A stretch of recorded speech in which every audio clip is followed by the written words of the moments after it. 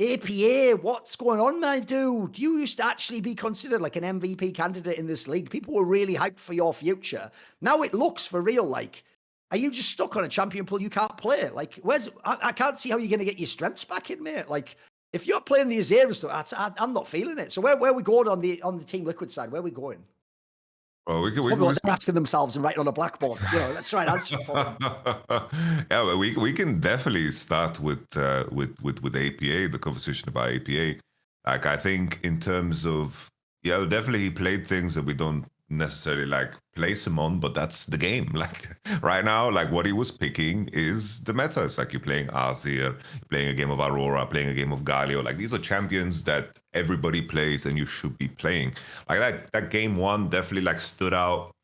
Like God bless for APA's sake, because that game was the 11 death drop that sent, or was it 12 deaths, whatever. But even that game, it's like APA's fight understanding. It seems as if I remember like the World Championship was like the way Team Liquid fought was so just they could do everything leading up to the fight really, really well. But when the fight execution was there, they just couldn't execute at all. There was like the famous Nico moment against LNG where he just fucked up his flash and fucked up his ultimate. And there was that famous Weibo game as well, where basically it's like he has this moment where he can execute on Syndra and he has this flank and then he just completely breaks his hands. And I feel like this series was kind of an extension of that. It's always very, very painful when you run back the same roster in hopes of things being different and you start off on the note that you left. And it's so easy in the idea of the World Championship. It's a very, very poisonous time in terms of building rosters, because you don't know if the issue is only in isolation, or should you take into account what happened at the World Championship? Should you, scout for new players during this period while your teammates, the players, of course, playing? It's very, very difficult to make, of course, the right decisions. But I truly believe this. Like APA, I do think he can find form. It's like still, this is a player that hasn't been playing that long. It's like this is still his like fourth split in a major region. Of course, he played like challenges in before, and I think this is a player that has potential, because there was obvious growth last year in terms of how he side lanes and in terms of how he plays. And now this is just like the next step in his evolution. It's like, what do we want to see from APA? We want him to play the champions that are concurrent. We want to see him do well over many metas. So the fact that he is trying Azir, is trying Aurora, is playing these champions that are uncomfortable for him, I think that's a good thing. Like him inting and playing bad, like him getting solo killed by Silas in the Azir matchup, like really, really like misplaying the fights too in terms of where he like swoops in and where he goes. It was quite ugly, very, very ugly to watch. Like the mid gap was insanely evident. But if I jump to the next person who truly gives me the most amount of pain, because I'm happy. I know where you're going. I am happy, and should be so fucking glad that 100 Thieves and C9 are like doing well, because in my mind, being allowed to carry on with this Team Liquid roster could have almost single-handedly ruined all of the prospects of LTA being hype. Because the FlyQuest Team Liquid rivalry, in terms of how they like fought against each other, and then it's like Team Liquid won Spring Split, and then coming into the summer, we had the like dramatic finish in terms of FlyQuest. But it's like just the trend of what has done over the whole year is that no champion pool at all, like sticks to a couple very simple and streamlined champions. The clutch moments where like Team Liquid have played like the final games of the season has always been really, really ugly from whether it's like a smite situation or it's just like engages at the World Championship in terms of like his Nocturne just diving into turrets. And this series was just an extension of how shit his first series was. Because on Wukong was just getting caught left and right. His angles were just off. Mechanically just looks horrible, absolutely horrible. It's gotten to the point where the guy is simply just a Sejuani one-trick, but not the cool Sejuani one-trick one, the kind of that smurfs the whole game and finds the cool engages. The one that you kind of hope that he just doesn't single-handedly run down the game.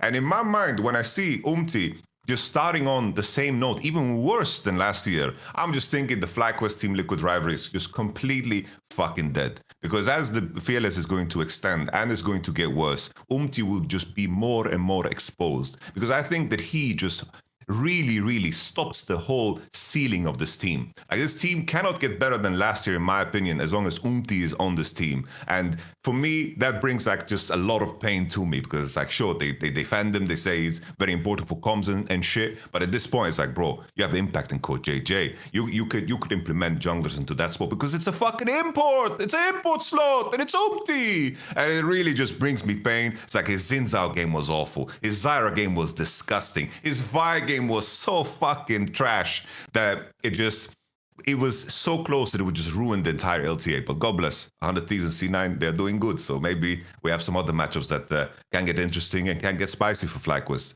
You want to improve the league, it's not through fucking streaming. It's like fucking protesting in front of Team Liquid's office and say they need to make change in the jungle position, because this just kills my hype for this team. It really, really kills my hype for this team.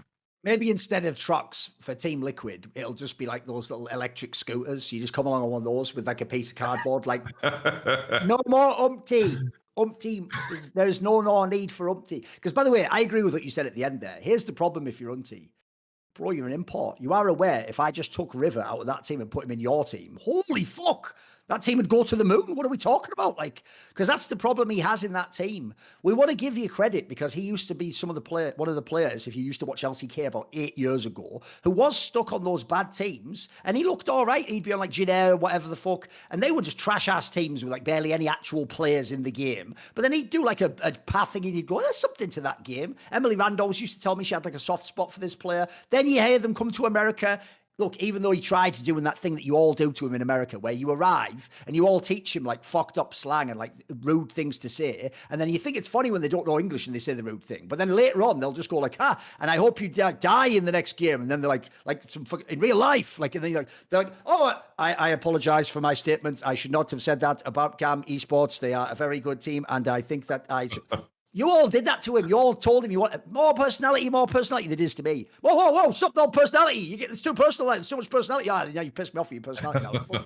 Fucking hell, what do you want? So the problem is, he has a feel-good story, but here's the downside. This isn't a fucking reality series, unlike what I said about those scrims. This is actually a competitive game, and the beauty of the game doesn't give a fuck about your backstory, mate. Game doesn't care what happened to you, what trials you went through. It just cares what buttons you press, and the inputs always register the same for every player, even if you're evil.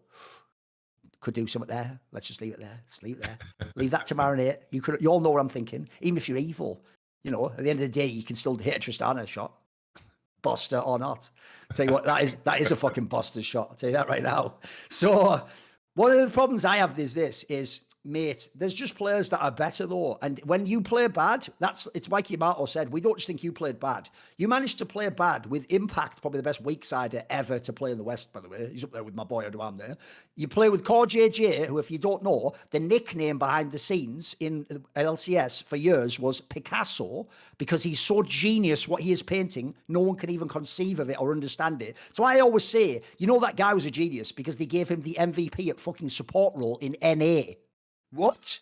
That's not even a thing. Why? The MVP is always going to be like a fucking ADC or a mid. What are we even talking about? That's the way the league works. So, yeah, if you have a player like that, I'm sorry, anytime you're the jungler that doesn't work out, Santorin, go back to other people, we're going to put some of the blame on you, mate, because we do think that guy's like a genius fucking level support player. That guy is someone who clearly in all his teams has had a strong sense of macro and how to play the late game, etc. So if they're falling down and you're the one who seems to be the tip of the spear that in this scenario is just all battered and bent and it's just clanging off stuff and never going through any shields, and yeah, it's gonna be fucking tough. Because actually, the one person I will actually split give the credit to is, for me, APA was like fucking stocks, mate. He went up in the middle. If you caught him there at the peak, you had a great time coming into the beginning of the summer or whatever. Then after that, his stock dropped. The one player who actually was the bargain stock, and he's just split got met, is Yon. He actually has turned out to be fucking pretty good. And I have to say, even in this series, he wasn't that bad in some of the team fights. He was trying to do what he could. By the way, if you play the fucking Varus, you can't go straight frontline, can you? There's no escape. Like, he has to sort of, unfortunately, play back in case two people, like, flash across the screen onto him. So he has to play under his tower at times in a fight, or he has to wait for his tank to fucking draw you into an angle, etc. So he couldn't have fought he's not Jackie Love, guys. He's not going to do some of the lunatic things that guy does. So Yon's game's clearly quite set. But I'll tell you what, I've seen improvement. Split on split, I feel like he gets a little bit better. And now, yeah, he's a star of the league. He's one of the better players. So no, we're not hating on Team Liquid. Also, I'll end on the Team Liquid one, in my opinion, with this aspect. I do put faith in Spawn. I think he is a guy who's long tenured, clearly has a vision for the game. He's got some of the right pieces to make it work. By the way, now he's got some troubled people. Maybe Omti's his problem child that he has to work with, etc. But because the region's more competitive now, that's the key thing. When Team Liquid won that split, everyone knows there was a weird out of the game thing where FlyQuest was actually the best team, but then they had a whole thing where their strategic coach wasn't allowed to attend the finals. We won't go into why. That immediately clearly affects you and does some things to you. Right? I don't know that at the time people gave Liquid that much credit because you just thought, is anyone in this region any good? Remember, the NRG team had already fallen off. They didn't got through one split. They were supposed to be the kings of NA. So you looked, Cloud9 was a bit meh at that time. You were like, fuck, what's going on? Are these teams any good? If you actually get your shit together now and your Team Liquid and you win this split, we'll give you a lot of credit. Like, we actually know there's people there's people throwing shots now. There's people where if you throw, they can catch the throw. That wasn't the case before. So if you then level up and get to a really good macro level and you become the first stand team, now I'm interested. You know, it's like that fucking Leonardo DiCaprio meme. Before you had my curiosity, now you have my attention. So I'm going to wait and see what Spawn does. Because tell you what, mate, there's also when you earn your big bucks. If you're the guy, it's the same thing. By the way, same thing's happening in the Premier League. If Manchester City keep going up and they really do end the season strong, we're all going to go, even though everyone's been going 5-5, you're all going to go, see, that Pep, genius. He knows what to do. He can adapt. He can bring people in. He can reformulate it all. This is also where you, even though it's harsh, you've been in this position before, it can be harsh when players are letting you down or the team's letting you down or something's not working. But it's also a great opportunity to, if it all turns around, you'll get a lot of the credit too. People will say you were the worst who turned it around. No, definitely. I think just to really hammer home the point, it's like my big pain point is that I wanted Team Liquid to be, and I want them to be, a team that can compete for the top spot.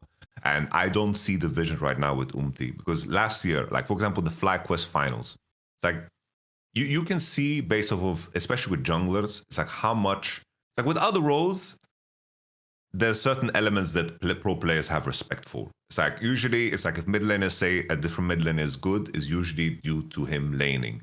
So people, like if people lose to Doinby, they're not gonna have the same level of respect because the elements that he leveraged to win his world championship were not like the purest variant of course, laning. Remember that famous statement where Nemesis was like, he's the worst mid left in the tournament. And I always said, Nemesis, in a way, I get it, mate. You're right. If we were just doing pure hands at the time, you're probably better than him, actually. He wasn't as good as he was in later seasons. But the thing is, what he's doing in the game is genius, bro. He's a chess master. Yeah.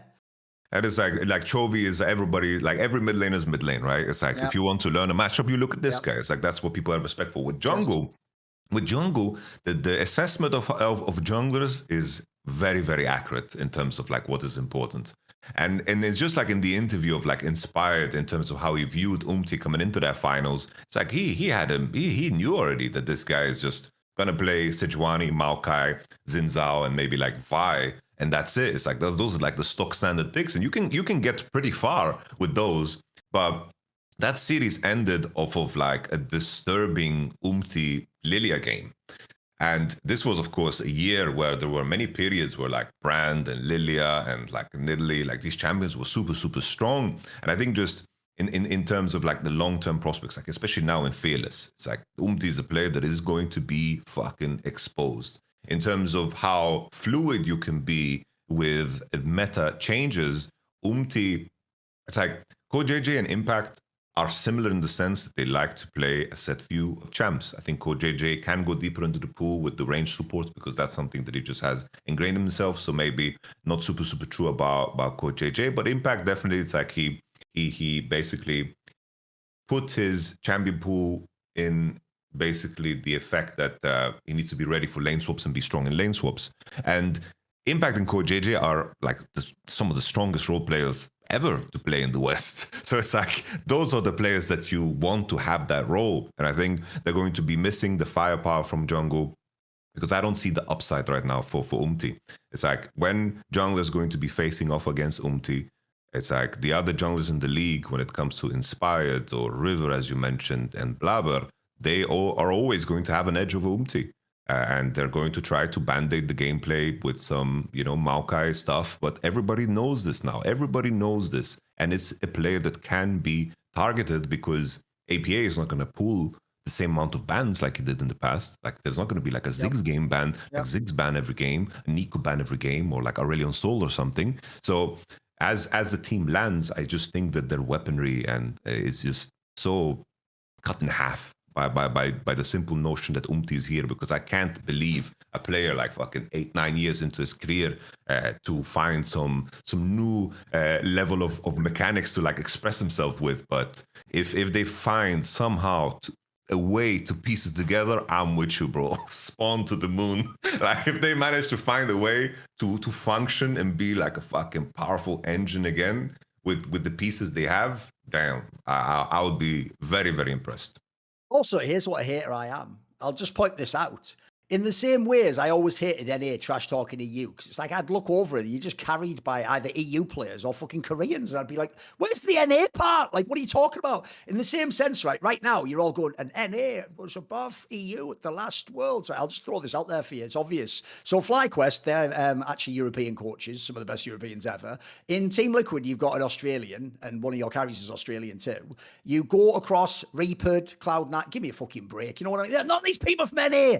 By the way, coach doesn't even require hands. Has anyone in any got a functional brain? Do you actually know how to understand the game, or do you only know how to talk about it? The difference is, I think you should just all stick to talking about the game. You should all just be Captain Flowers. You should always be like, and here we go, Dumpty fell off the wall. Now we're going to try and put it all back together with the wall of the defense. They're peeling for him. I can do that all day long. By the way, I don't even try. Like I could just accidentally do your job, Captain Flowers. The difference is you can't do anyone else's job except, I don't know, janitor.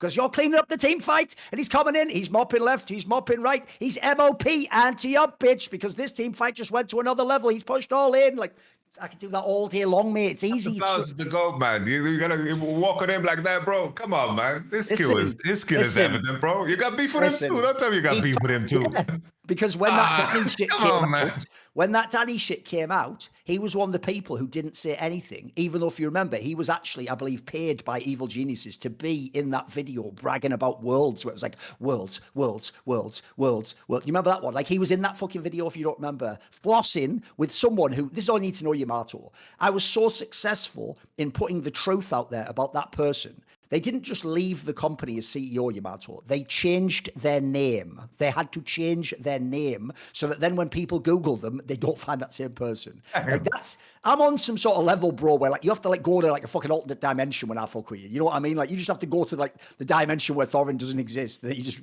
exist in some fisher village going, I'll just live a happy, quiet life now away from the cameras. So anyway, listen, also, Captain Flowers, what he does, he's actually got talent at it. But that's also the role where there's loads of people have talent like that, like fast talk. By the way, Dracos is better than him at that, in my opinion. I also think you have some people that are just goated in. I think Atlas is the fucking king, mate. I think he's fucking... He should be on LCK, he's the best. So yeah, there's some fire ones. Lyric was one of my favourite on the LPL, if anyone wants to see that one.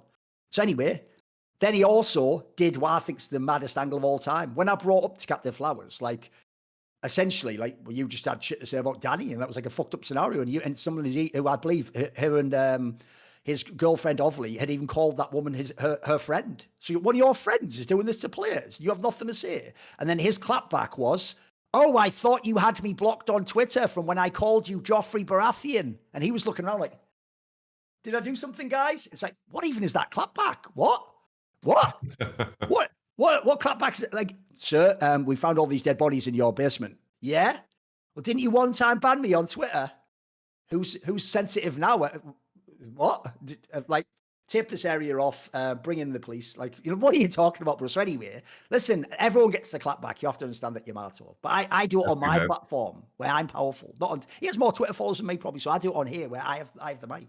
Anyway, that's all a side thing. That was just about people in NA only being good at talking and hyping the game. That's crazy because it's like everyone makes the point about mainstream media, but it's like influencers behave exactly the same way, bro. It's all about points. Yeah. It's all about points, bro. That's what I've got a different philosophy. It's all about points. You're going to love this. In that sense, I'm the boss, FFF. Clip that. Just clip that out of context and just put that on the internet. The reason why is because I'm using an int to win strategy. Right? Here's what I do, Yamato. I'm like, the boss actually does do it properly to try and win, but I'm like the asshole top laner. Oh, I'm going to die a few times in lane, but because I'm also going to get some kills back, and plates, I'm also going to get my items. Look, it's going to be a nightmare for my ADC. He's going to have a fucking terrible time in the team fight, that record all over his ass. But tell you what, I'm going to get my items, and I'm going to do that Gwen bullshit at the edge of the fight. Like, I'm going to be fucking loving that shit. And no one can even do it. I'm untargetable. So anyway, here's what I do, Yamato. I'll give you an example. There's a player in Counter-Strike. He's actually one of the best players in the world, and he plays for Navi, the team that was #1 last year. He's called GL. He's from Lithuania. And me and him have like a wrestling beef where he would never say anything actually too personal, but he always tries to imply like I'm an irrelevant clown or an old man or whatever. And I always just do the thing where, because he's got a massive head, like one of those fucking Easter Island things, I always do a whole thing about how he's just a moron. Like, I even did a joke the other day. I was like, I've heard they're making a documentary about GL and his life. And so you think, oh, right, like, you know, they're coming from Lithuania. Yeah, apparently the producer, Jane Goodall, says that he's the most fascinating specimen that she's ever come across. If you don't know, guys, Jane Goodall was this woman, an anthropologist, like an bro, you just said it. You didn't make it personal, bro. This sounds pretty fucking personal, bro. Listen, I'm being old, and he can't help having a giant blockhead with nothing going on inside it, right? So, yeah, it's personal on that level. But here's the thing, we're not going beyond that. And no way, he can't, because I've got nukes literally about his life and some of the things in his circle that I'm ready to fire the second that I see your ICBM come over the horizon, as it were. So the point is, when I banter with that guy, oh, fuck, where was I going with this? Where was I going with that one? Fuck, it was about my battle with him. What was I talking about just before that, though? We were talking about, I mentioned like that, you know, mainstream media has become, it's all about points. Well, that's it. Yes, it's in to win. So here's the point. When I make a really funny joke, he will even respond. And by the way, a little side detail. He once did a stream where on the stream, I actually, like, I might even have hosted it or something. He even said something on his stream, like, oh, Thorin just said something, but he said, but I'm busy. He said, he wasn't joking. He said, but I'm playing right now. And the problem is, guys, I would need like 15 minutes to come up with a reply, because he's just not a super smart guy. By the way, that's actually something I wasn't good at the beginning. It's a secret. I've learned how to be very, very fast making comedy connections and just hop from one thing to the other. You have to build that up. You have to put in a lot of reps to get good at that. It's why, by the way, everyone on Twitter can think they can burn me. You would never last on a desk. On a desk, Shaq tried it pro. He couldn't come up with something. He couldn't come up. He didn't even have a response to "you're fat" and he's Shaq. Bro, he has to have heard that one before. You know what? His response was like, yeah, maybe I do boxing and beat you up. It's like, that's like some grog shit, mate. Grog dropped heavy stone on your head. Then you not be so smart. Grog feeling hurt because you said Grog ate too much wild boar. So anyway, when I do that, here's the to-win strategy. When I do my tweet, a funny joke with nuance, the Zoomers don't get it. So I get, 600 likes. When he replies, the equivalent of like, no, you, that's like 2K likes. Now, to an idiot, Yamato, he won that battle because he got 2K likes. No, I just generated 600 likes. You're aware if I didn't do it, I don't have 600. The 2K doesn't come out of like my bank account or something. I don't lose anything there. In fact, you know what? This is going to really blow people's minds because, I said we have sort of a wrestling beef.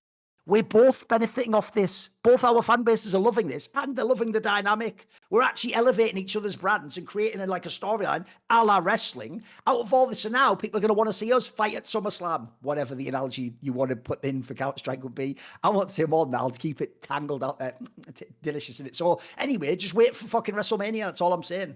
And I will aim to win. I don't mind. Listen, I'll take 1 million L's. I don't give a fuck. I'm like, the difference is I'm sort of like fucking Notorious B.I.G. I do take 1 million L's to the face, motherfucker. And I ash the blunt in that bitch and fucking walk out and let the... See more cool, funny, interesting clips based on topics from my content? Well, subscribe to this channel then, or, be a pleb and don't.